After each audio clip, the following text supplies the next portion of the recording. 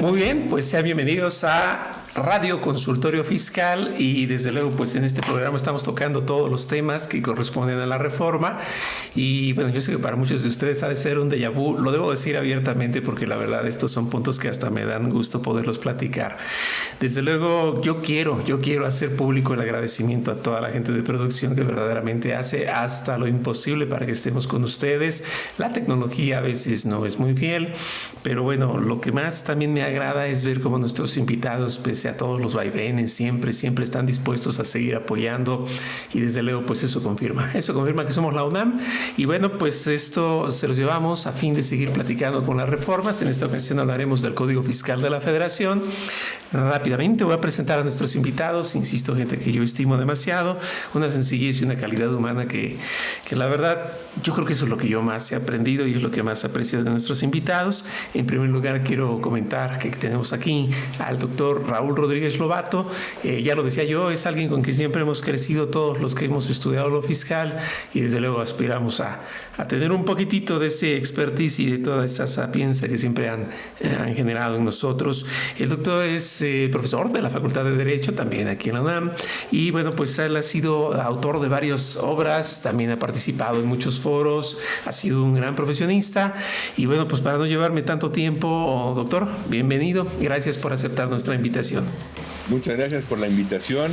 Es un gusto para mí estar nuevamente con ustedes. Muchas gracias. Y también nos acompaña el maestro Emilio Margain Barraza, alguien también a quien yo estimo demasiado.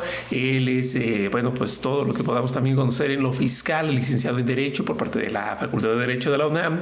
Cuenta con una maestría en Derecho Fiscal en la Universidad de Harvard, allá en los Estados Unidos. Y él es muy activo, desde luego, en todas las actividades allá también en Estados Unidos.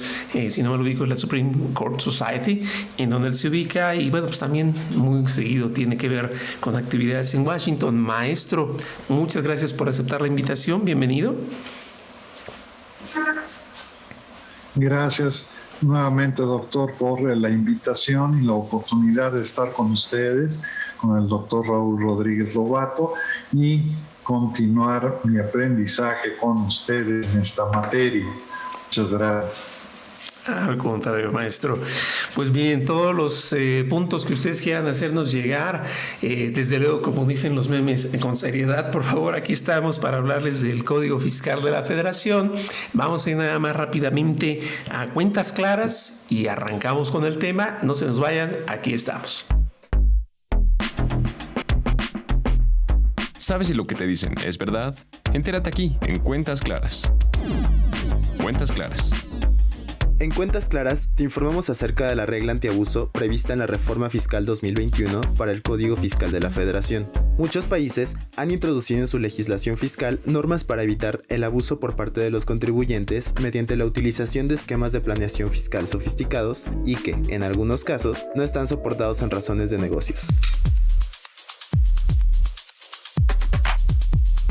México hizo lo propio en la reforma fiscal para el 2020, estableciendo una regla general antiabuso a través de la cual se pretende combatir actos jurídicos que carezcan de una razón de negocios y generen beneficios fiscales a los contribuyentes. Actualmente, la regla antiabuso mexicana, GAR, como se le conoce en el medio por sus siglas en inglés, establece que los efectos fiscales que se generen por su aplicación en ningún caso generarán consecuencias en materia penal, situación que se pretende modificar para establecer que su aplicación será sin perjuicio de la responsabilidad penal que pudiera originarse.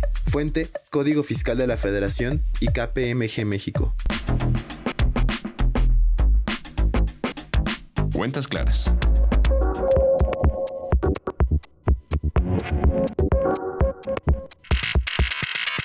Info Fiscal. 7 de enero, la Secretaría de Hacienda y Crédito Público emite el decreto por el que se establece las características de una moneda conmemorativa del centenario de la muerte del general Emiliano Zapata Salazar. 7 de enero, la Secretaría de Hacienda y Crédito Público da a conocer la lista de valores mínimos para desechos de bienes muebles que generen las dependencias y entidades de la Administración Pública Federal. 8 de enero.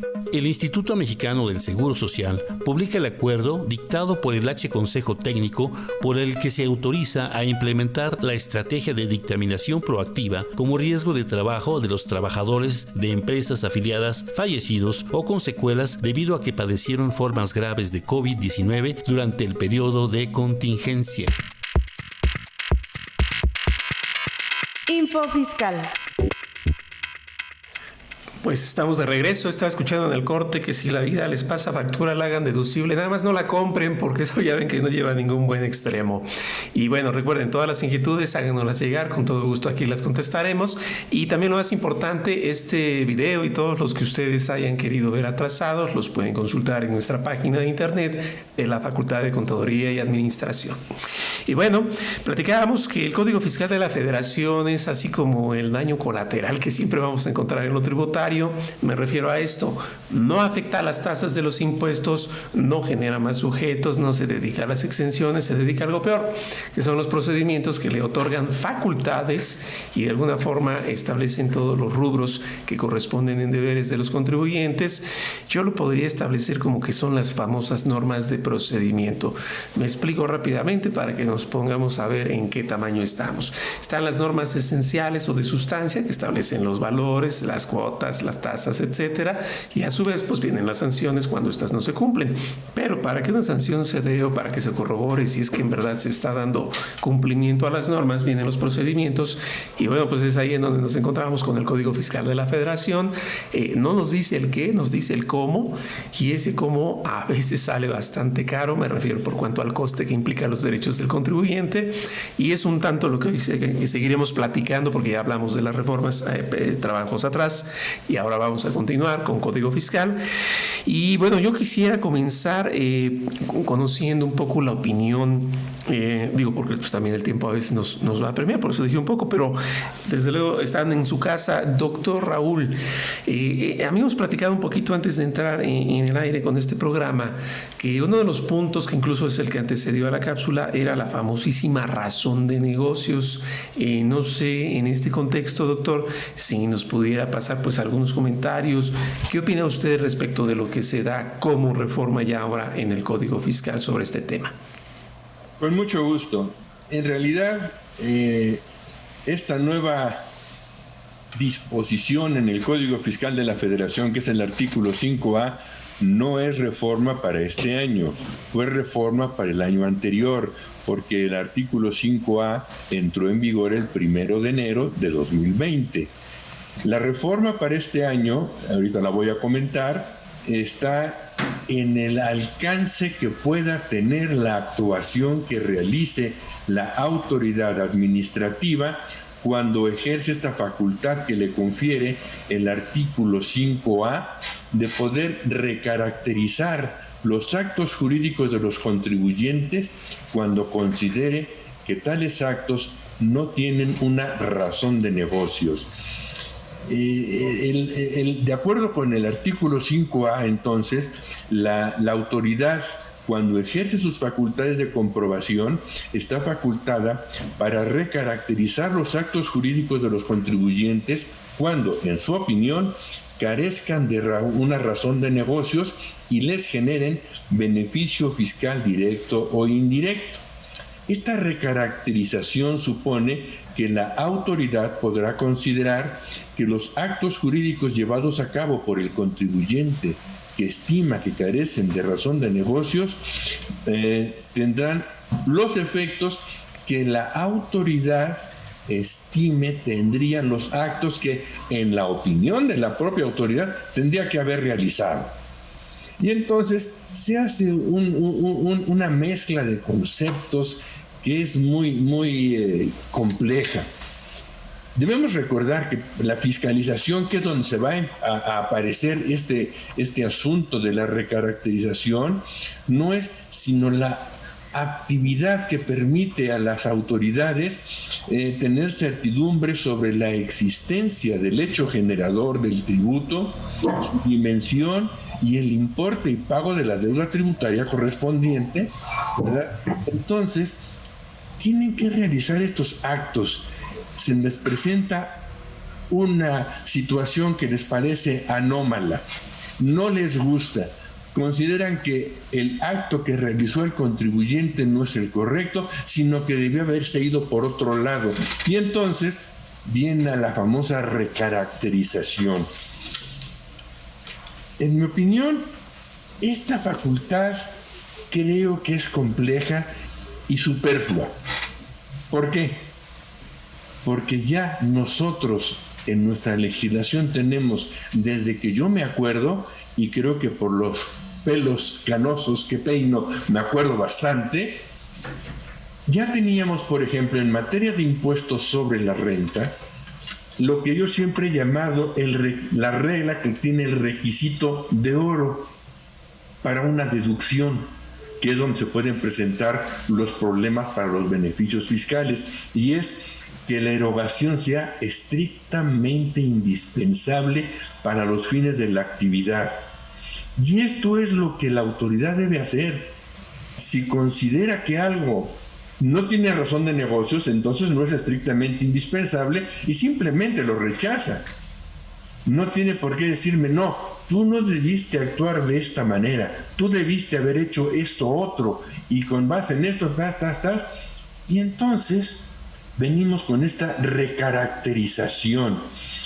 Ya hubo algún intento hace ya bastantes años de intentar que prevalezca el fondo sobre la forma, me acuerdo que se manejaba, y yo siempre esto lo he dicho, y con algunos de mis incluso profesores de Derecho Fiscal, las cosas son lo que son. La autoridad debe limitarse a decir esto es correcto o es incorrecto, y no decirme cómo debería yo haber actuado. Creo que eso es lo más importante, porque además ello atenta contra un principio que es la autonomía de la voluntad. Los contribuyentes, como todos los particulares, tienen plena libertad para obligarse en los términos y forma que ellos consideren conveniente. Si esto le gusta o no le gusta a la autoridad, es otro problema. Pero no me tienen que decir cómo es que yo debo realizar mis actos jurídicos. Esto atenta contra ello, y señores, esto es algo que está en el Código de Comercio hace más de 100 años. El artículo 78 del Código de Comercio claramente señala que en las convenciones mercantiles cada uno se obliga en los términos y condiciones en que aparezca que quiso obligarse. Esto se reproduce en el Código Civil. El artículo 1832 tiene una redacción similar de que en los contratos civiles cada uno se obliga en la manera y términos que quiso obligarse. Ahora bien, si la actuación de los contribuyentes en ejercicio de su autonomía de la voluntad viola la ley, pues también el Código Civil ya lo prevé en el artículo 6. La voluntad de los particulares no puede eximir de la observancia de la ley, ni alterarla ni modificarla. Entonces simplemente decir, señores, esto que hiciste no es correcto y no debe producir efectos jurídicos. Pero no que me vengan a decir que yo tengo que haber actuado en otra forma, porque eso es lo que es más conveniente tal vez para el fisco, para la recaudación. Señores, yo actúo como contribuyente en la manera y términos que a mí me convengan. Yo sé que está muy criticada la llamada planeación fiscal. Sin embargo, se pierde de vista que la planeación fiscal es indispensable cuando se realiza cualquier actividad económica. Y esa planeación fiscal no es sino el conocimiento pleno de las consecuencias fiscales que tienen las diversas opciones que yo como contribuyente tengo para llevar a cabo mi actividad.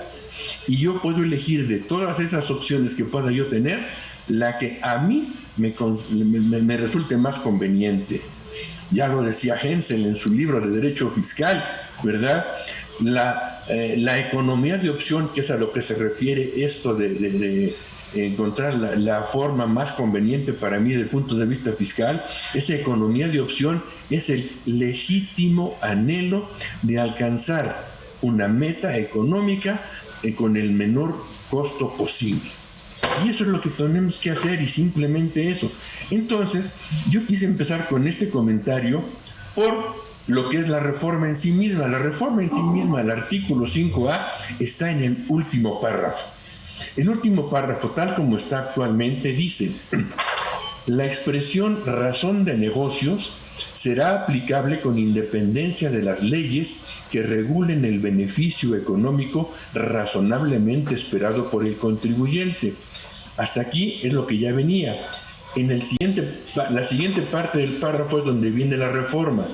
Los efectos que las autoridades fiscales otorguen a los actos jurídicos de los contribuyentes con motivo de la aplicación del presente artículo se limitarán a la determinación de las contribuciones, sus accesorios y multas correspondientes, sin perjuicio de las investigaciones y responsabilidad penal que pudieran originarse con relación a la comisión de delitos previstos en este código.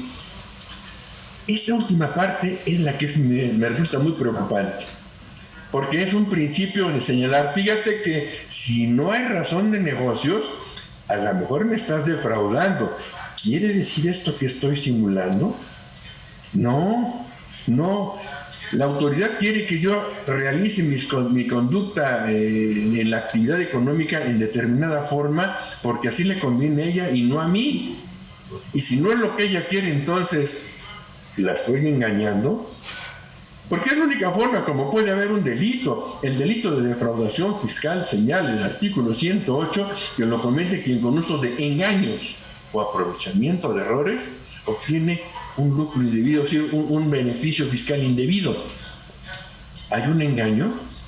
Para que haya un engaño, ni siquiera podemos hablar de fraude a la ley, Yo sé que el fraude a la ley y el abuso de las formas jurídicas es una distorsión censurable, pero que no se resuelve con un garrote que me diga, si no haces lo que yo quiero, vamos por el campo penal. No, en todo caso, si hay un fraude a la ley, si hay un abuso en las formas jurídicas, la forma de resolverlo es poniendo los candados correspondientes en la ley para que no se realice la conducta indebida. Debemos recordar que el fraude a la ley significa respetar las formas jurídicas, por tanto, la actuación es legal, pero se frustra la finalidad de la norma. Entonces, eludo el beneficio, el efecto que se busca con la norma, pero mediante cuestiones o actuaciones que son legales. Si eso está mal, muy bien, que le pongan candados para evitar que se vaya uno por otro lado, pero no que me digan, no, tú debiste hacer esto y si no, le doy aviso al Ministerio Público. Eso es lo criticable, porque tomemos en consideración durante el ejercicio de facultades de comprobación, que es cuando puede darse esta recaracterización, quienes están actuando no son juristas, son contadores, porque están realizando auditorías, ya sea en la auditoría en el domicilio fiscal o la auditoría en las oficinas de la autoridad, pero están revisando la contabilidad. Entonces, son contadores, y que ellos me quieran decir, no, para mí no fue esto lo correcto, sino fue lo otro. Señores, yo no le digo a un contador cómo haga los estados financieros, ni cómo haga sus notas a los estados financieros, porque no es mi campo. Entonces, que tampoco venga a facultar a una persona cuyos estudios no la llevan a esta profesión, ¿verdad?, a que me diga, hay que recaracterizar, porque tú debiste haber hecho esto en esta otra forma. Y eso es grave, Y miren ustedes, la razón de negocios no es tampoco algo nuevo. Ya en el Tribunal Federal de Justicia Administrativa hay algunas tesis que dice, por ejemplo, esta de razón de negocio dice, legalmente no existe una definición de la expresión razón de negocios. Sin embargo, en la jerga financiera se entiende como el motivo para realizar un acto al cual se tenga derecho relacionado con una ocupación lucrativa y encaminado a obtener una utilidad, es decir, se trata de la razón de existir de cualquier compañía lucrativa y que implica buscar ganancias extraordinarias que beneficien al accionista y propicien generación de valor, creación y desarrollo de relaciones de largo plazo, etc. Entonces, está explorado por nuestros tribunales qué es la razón de negocios, pero eso no significa que haya que recaracterizar, porque si yo me equivoco como contribuyente, el perjuicio es para mí porque pierdo mi inversión, pero si no me equivoco, yo hago las cosas como considere más prudente. Insisto, ¿sí es censurable el abuso? Sí. ¿Sí es censurable el fraude a la ley? Sí.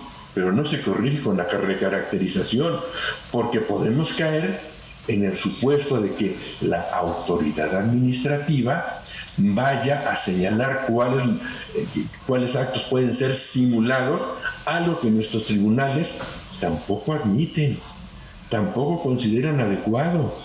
Entonces, yo creo que ahí tenemos un grave problema en cuanto a las facultades que le otorgan a las autoridades, porque, y lo digo con todo respeto, y cuando uno dice con todo respeto es que ahí va el golpe, los señores que practican las visitas domiciliarias podrán ser excelentes contadores públicos, pero no saben interpretar el derecho. Y cuando no saben interpretar el derecho, buscan fórmulas aritméticas, valga la expresión, para que 2 más 2 sean 4 a fuerza. Y no es así. Y tenemos un ejemplo muy reciente. Que dio lugar a una jurisprudencia en donde, con menosprecio, porque yo me resisto a creer que haya ignorancia de la ley de parte de la autoridad administrativa y sobre todo de nuestra Suprema Corte de Justicia.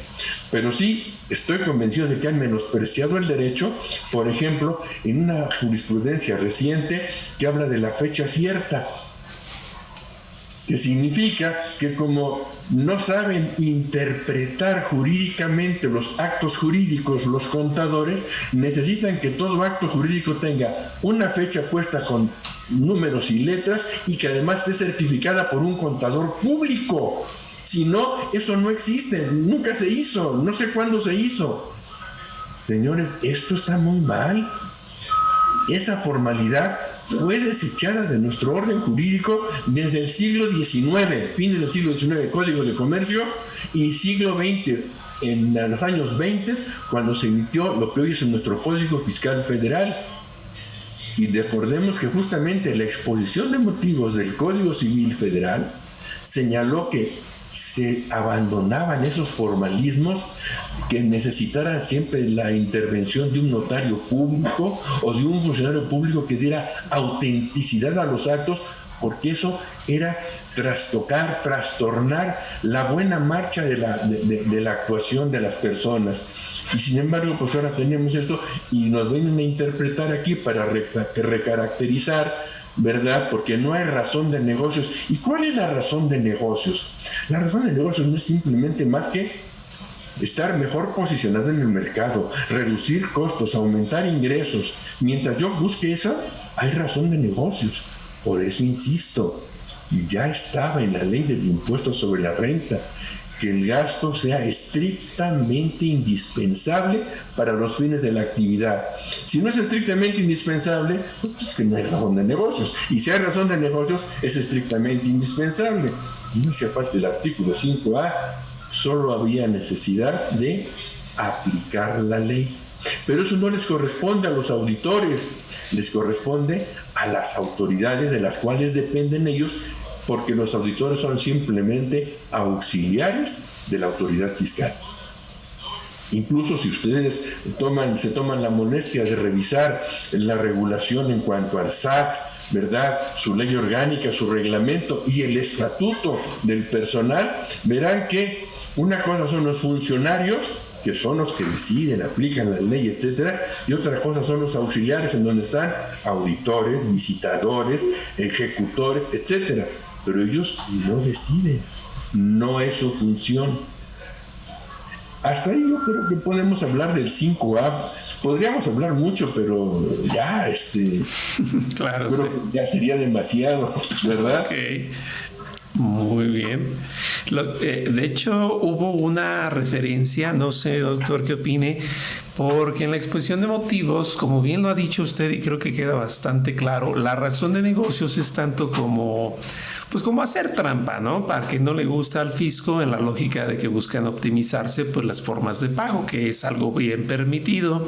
Si yo tengo opciones hasta para ir al súper y comprar algo más barato, pues no creo que tenga por qué sacrificarme siempre a lo más caro. Aunque la casa pierda, pues con la pena es la libertad que tenemos. Y luego por ahí la exposición de motivos lo relacionó con las operaciones inexistentes y yo dije, creo que ya se confundieron todavía más. Porque nada tiene que ver el buscar que sea barato con andar comprando facturas. Yo creo que eso no le interesa a una empresa offshore. Como que un americano va a decir, pues no me vendas facturas, ¿no? Yo no las necesito. Absurdo, ¿no? Ahorita con lo que usted menciona, doctor, me viene a la mente como un comentario en broma. Pues entonces las farmacias similares van a tener que desaparecer.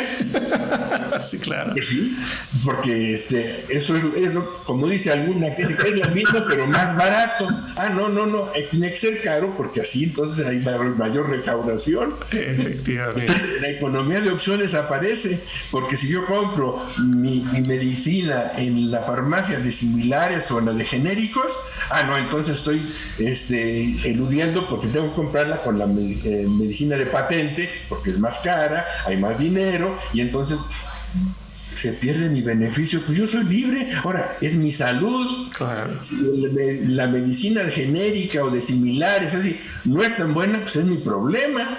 Pero no es problema para que me digan, tú debiste ir a comprar a una farmacia medicina de patente. No, señor, no es así. Qué cosas. Bueno, vamos a ir rápidamente a una pausa, doctor. Regresamos rápido. Recuerden, toda duda que ustedes tengan, con confianza háganosla llegar. Vamos rápido a una pausa y aquí estamos de vuelta.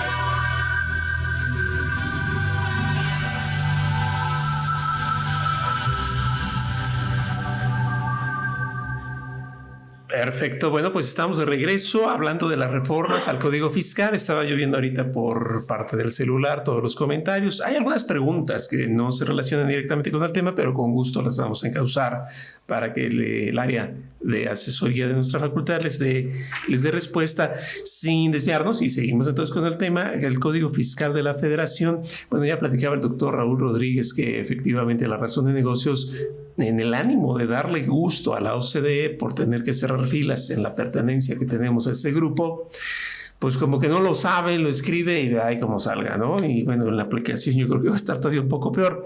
Pero también hay puntos que siguen llamando la atención. No sé, maestros, si tuvieran alguno en mente adicional. Por ejemplo, ahorita veo al maestro Emilio Margain, aprovechando lo que lo tengo aquí en pantalla, se me ocurriría preguntarle, maestro, de toda esta cuestión de reformas al Código Fiscal, ¿qué le parece a usted, cómo se centra? Y no sé si algún punto en especial le haya llamado la atención. En este caso, en realidad lo que estamos observando es que la autoridad está pretendiendo, a través de estas reformas, establecer un mejor mecanismo de fiscalización a los contribuyentes. En este caso, están siguiendo varios pasos. Uno de ellos es el que podemos desprender de estas reformas, el que los particulares o los contribuyentes tienen obligaciones ya mayores de proporcionar información a la autoridad fiscal sobre las operaciones que están realizando a fin de evaluarlas y ver si realmente están cumpliendo o no con la legislación fiscal. pero, insisto, el problema es que está partiendo de la base de que los particulares sean los que proporcionen la información y con ello la autoridad pueda ejercer en un momento dado primero la revisión de esta información para después evaluar hasta dónde les, digamos, realizar por un lado, emitir una invitación para corrección fiscal o bien de plano ejercer las facultades de comprobación con los procedimientos establecidos en el propio Código Fiscal de la Federación. Por el otro lado, otra cuestión que desprendo de manera general es el que, en este caso, todas estas reformas en un momento dado del Código Fiscal de la Federación también están pretendiendo interrumpir una serie de plazos, una serie de situaciones, pero lo principal es que están delegando, por así decirlo, el que a través de disposiciones emitidas por el Servicio de Administración Tributaria, las llamadas reglas generales, vayan regulando varios de los supuestos que están contenidos en las reformas al Código Fiscal de la Federación e inclusive, aunque no es el tema del día de hoy, en materia de impuesto sobre la venta y en materia de impuesto al valor agregado. Como vemos en este caso, bajo esos dos principios, entre comillas, así los llamo, dos bases, está el que las autoridades requieren información y según se va entregando esta información, entonces la autoridad va mejorando sus reglas generales, su miscelánea fiscal, para ir obteniendo mayor información y poder de esta manera advirtiendo al particular de DF, no muchas, pero yo estoy de acuerdo con el doctor en el sentido de que hay muchas situaciones en las cuales hay un desconocimiento de lo que es, digamos, el derecho en general aplicado de manera conjunta, no solamente las propias disposiciones fiscales, sino las disposiciones contenidas en otra legislación o en otras ramas del derecho. Entonces aquí vemos las cosas que en un momento dado, repito, pues vamos analizando en este caso. Hay temas importantes, otros quizás no tan importantes, pero tenemos cómo están buscando establecer mayor presupuesto para que los contribuyentes, o bien ya de manera directa, o sus administradores únicos, pero creo yo que en este caso sí fue con los socios o accionistas, en el artículo 26, fracción 10ª del Código Fiscal de la Federación, la responsabilidad solidaria de los socios o accionistas, donde están ampliando pretendidamente los supuestos y podemos considerar que hay quizá algún tema de retroactividad en este caso que habría que analizar con mucho detalle. Luego, en los demás preceptos podemos encontrar del artículo 42 en adelante el que tratan de ir adecuando o ir mejorando los procedimientos de verificación a fin de lograr, en todo caso, el que los particulares en un momento dado puedan ser de mayor o con mayor facilidad detectados en cuanto estén omitiendo cumplir con las disposiciones fiscales. Pero aquí, y esto lo voy a seguir insistiendo, la situación es que hay un derecho a la corrección fiscal que se establece tanto en el Código Fiscal de la Federación como sucede también con la Ley Federal de los Derechos del Contribuyente.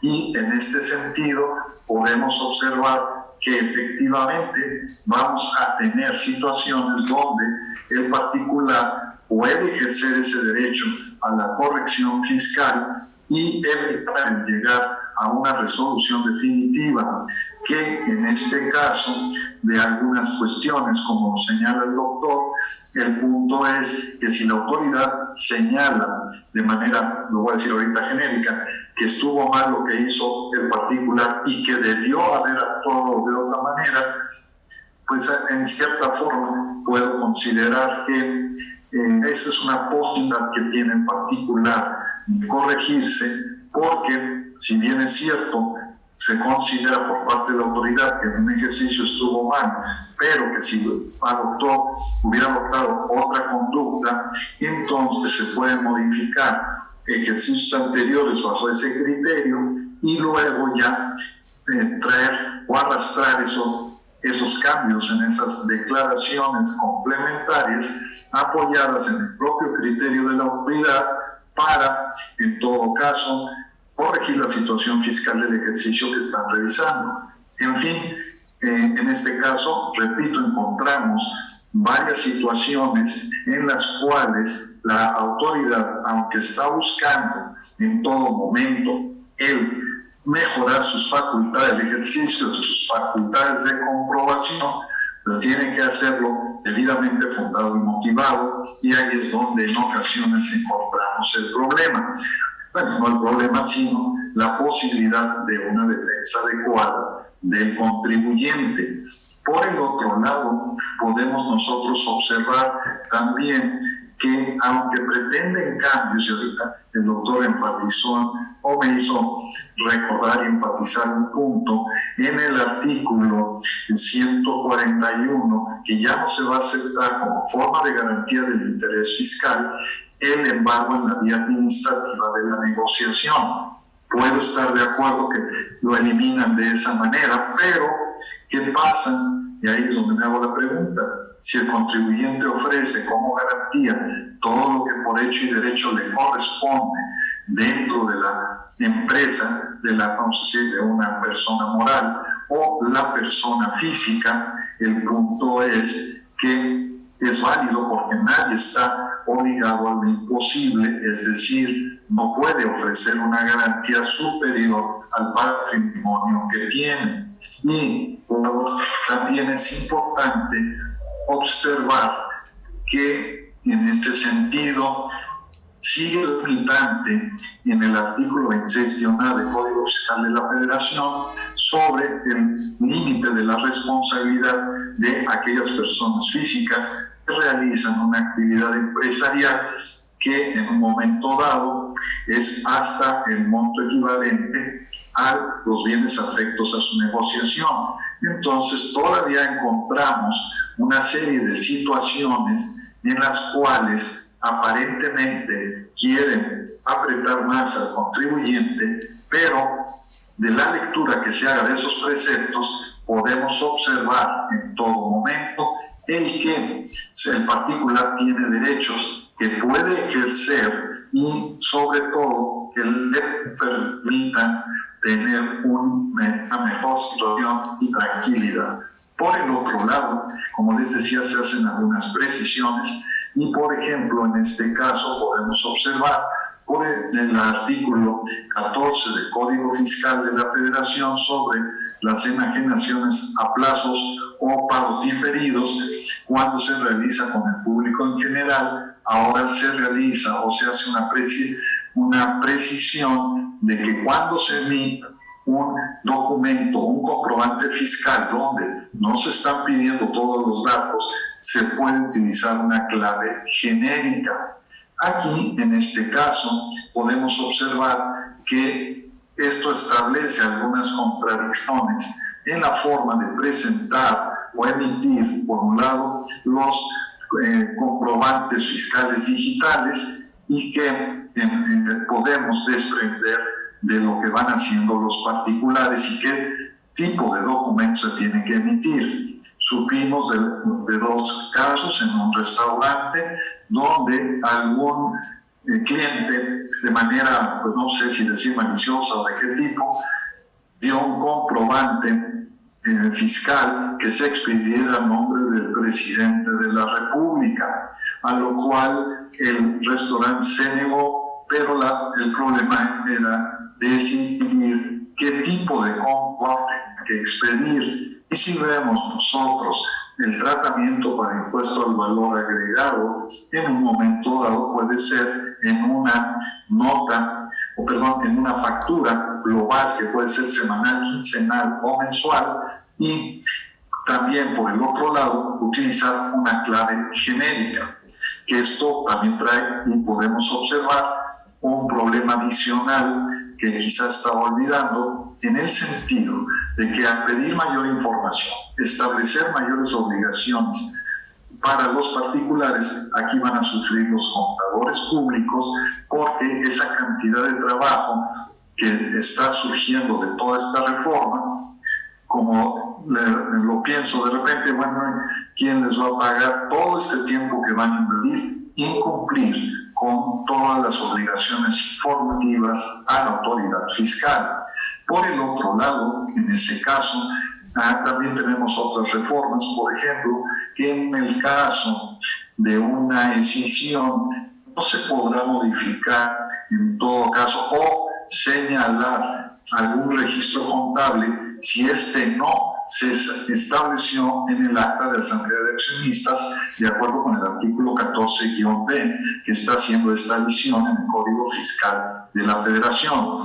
En cuanto a precisiones, en el artículo 16C ya no se utiliza nada más la Bolsa Mexicana de Valores como referencia, sino se dice en este caso cualquier bolsa de valores que esté autorizada por la Secretaría de Hacienda y Crédito Público, porque estamos viendo en todo momento que están surgiendo bolsas de valores con distintas finalidades u objetivos y que en un momento dado realizan la misma actividad que la Bolsa Mexicana de Valores. También se establece la posibilidad de obtener un certificado de autentificación de firmas, porque de acuerdo con la resolución miscelánea ya se puede establecer en un medio de defensa como un recurso de revocación el que, sin contar con una firma autógrafa de los particulares, con la firma electrónica avanzada es más que suficiente.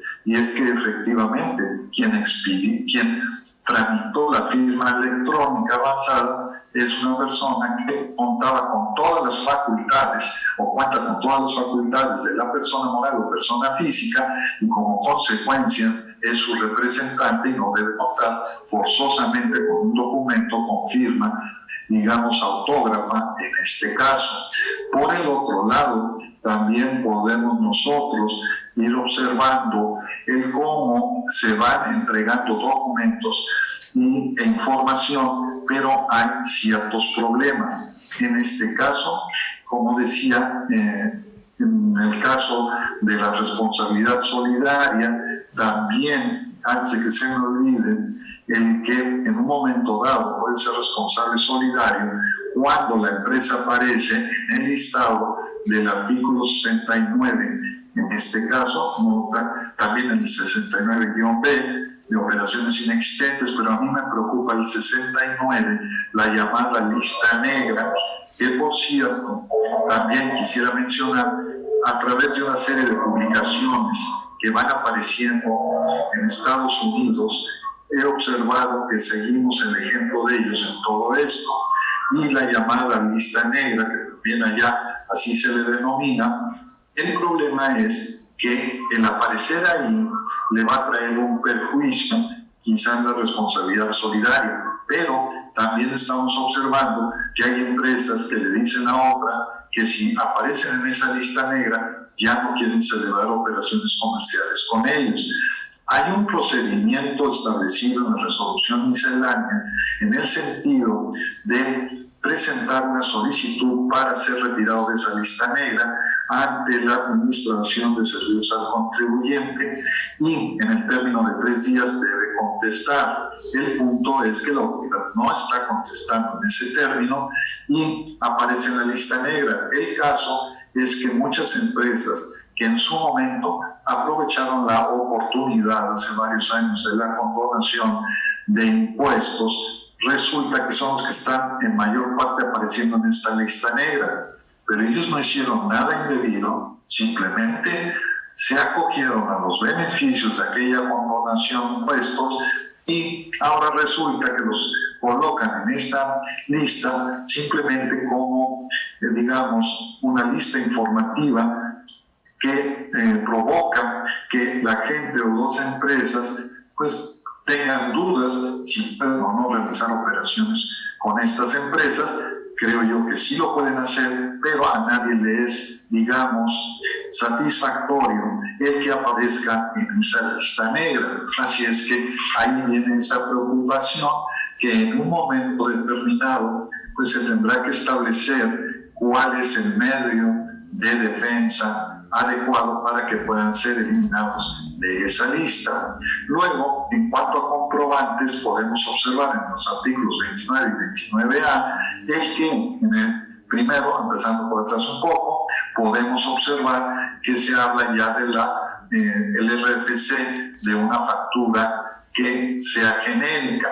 Y en este caso, en el 29, el que también se obliga al contribuyente a proporcionar a sus proveedores en un momento dado el archivo que contiene, digamos, el expediente HMTL, y en ese sentido, pues el problema es que se está buscando en todo momento presentar u otorgar información a una mayor cantidad de personas, y esto, insisto, trae una gran cantidad de trabajo para los contadores de las empresas, y que, insisto, también, pues, pobres, porque el problema es quién les va a pagar todo ese tiempo de trabajo, que, si bien es cierto, el contribuyente no lo pidió de momento, la ley les impone esa obligación, y el problema es el tiempo, lo van delegando en ayudantes, y el problema es que ellos sean lo suficientemente acuciosos de entregar debidamente la información. Por el otro lado, podemos encontrar en los artículos 40, 40A, 42, 44, sé que el 46 también, pero aquí el doctor va a hablarnos de ese artículo 46, porque así quedamos al inicio de esta sesión, y del artículo 49. Todo ello, insisto, se refiere a una pretendida mejoría en el ejercicio de las facultades de comprobación, y uno de los problemas importantes es cómo se regula ahora, ya de manera, según esto, más precisa, lo que es el aseguramiento de los bienes de un contribuyente en un momento dado, que esto va a traer serios problemas, porque todo lo que se refiere tanto a este aseguramiento como luego en el título relativo al procedimiento administrativo de ejecución, encontramos muchas disposiciones que dejan al arbitrio de los, digamos, ejecutores en un momento dado la aplicación procedimiento, y en este caso ahora va a ser con la gente de auditoría, es que efectivamente estas personas, al realizar su actuación, y como lo decía el maestro, son meramente auxiliares, en este caso no son autoridades, pero se les está dando una facultad que lamentablemente muchas veces, cuando se les alega que están actuando ilegalmente, no hay ningún problema, simplemente ustedes presenten sus medios de defensa y con eso lograrán en todo caso el obtener el resultado, que consiste en que nosotros podemos desistirnos ya de ese ejercicio que estamos haciendo de las disposiciones previas a el aseguramiento. En materia de devolución, en el artículo 22, en el siguiente estatuto del procedimiento de devolución, ahora también está señalando que en todo caso no se va a interrumpir el término para el derecho a la devolución cuando un contribuyente de un domicilio falso o no sea ubicado entregado de la devolución. En este caso también se les exige que en todo momento preinformación de una cuenta bancaria donde se les pueda dar el depósito. Mientras no lo hagan, en ese sentido no va a interrumpir el término para el derecho a la devolución. Debe en un momento dado perderse el mismo por ese hecho.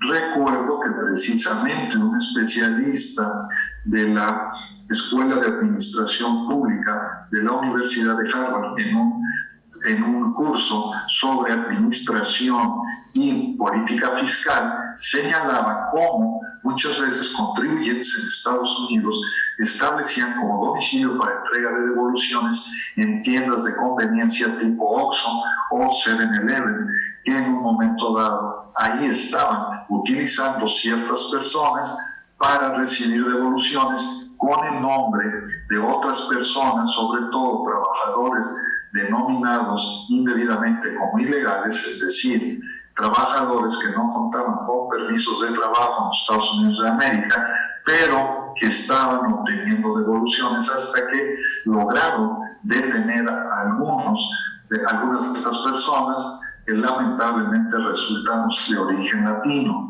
Entonces, en ese sentido, podemos seguir observando cómo se está copiando no solamente la cuestión sustantiva, sino también la cuestión procesal, en este caso de procedimiento más que procesal, de procedimiento ante, en este caso, en el Código Fiscal de la Federación, de lo que hacen en los Estados Unidos de América.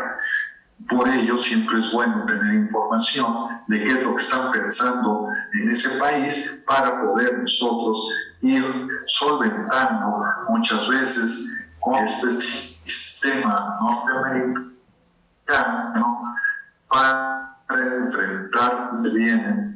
Precisamente hoy he estado leyendo en el periódico El Economista el que la recaudación en México se ha incrementado de manera sumamente elevada. Lo único que no entiendo es cómo llegan a esa conclusión, porque en cambio otra publicación del Financiero sí estableció que se había incrementado la recaudación, pero a través de los casos concretos de grandes corporaciones que llegaron, en este caso, a realizar pagos en favor de la autoridad fiscal, porque en un momento dado trataron de evitar un conflicto y en este caso lo que observamos es que en esa misma publicación, en letra chiquita, como luego decimos nosotros los abogados sobre los contratos, apareció que la recaudación tradicional no se había incrementado. Entonces, en este sentido, podemos observar que hay una serie de contradicciones donde considero que si en verdad la recaudación se ha incrementado con motivo de las revisiones de las autoridades fiscales, no entiendo a qué viene tanto cambio, tanta modificación en el Código Fiscal de la Federación, resultando quizá intimidatoria más que otra cosa. Bueno, verdaderamente es un tema que yo creo que esto de alguna forma nos damos cuenta que las facultades de las autoridades siguen avanzando, sigue creciendo la autoridad, como que se hizo grandota, más robusta, más ponchadita, decíamos cuando éramos pequeños, y el contribuyente se hizo más flaquito. Pero bueno, son situaciones con las que habrá que estar lidiando todo el tiempo. No me restaría nada más que agradecer a nuestros invitados. Doctor Raúl, muchísimas gracias por aceptar estar hoy aquí con nosotros. Y desde luego por compartir sus comentarios. Doctor, muchísimas gracias. Con mucho gusto, ha sido un placer y estoy abierto para otra invitación si quieren para seguir sobre el tema. Claro que sí, no, es que esto da para mucho y la verdad es que vamos a hacer que todo esto pueda salir adelante. Igual, maestro Emilio Margain, un gustazo escucharlo como siempre. Veo que tienen muchos fans los dos y bueno, pues agradecerles. Maestro Emilio, muchas gracias por participar también hoy con nosotros. Gracias. Igualmente, pues, igual que el doctor, estamos,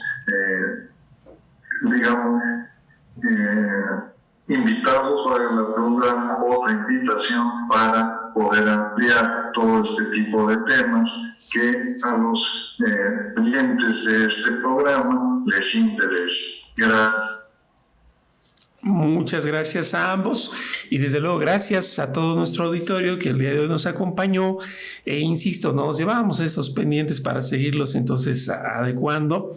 Les haríamos saber esto para que estén atentos. Y de momento, pues agradecer a todo el equipo de producción que hoy en día nos ha ayudado al desarrollo de este programa, nuestro director de la facultad, maestro Tomás Humberto Rubio Pérez, secretario de Divulgación y Fomento Editorial de la Facultad de Contaduría y Administración, el doctor José Ricardo Méndez Cruz, y en la producción por parte del Departamento de Medios Audiovisuales de la Facultad de Contaduría y Administración, Alma Villegas, Nancy Audelo, Sergio Martínez, Inés Ahualco de Tuljara. Recuerden, es muy importante cuidarse, no aflojemos el paso y pues como siempre les digo, obrar con legalidad es obrar con seguridad. Aquí nos vemos a la que sigue y muchas gracias. Que tengan muy buena tarde.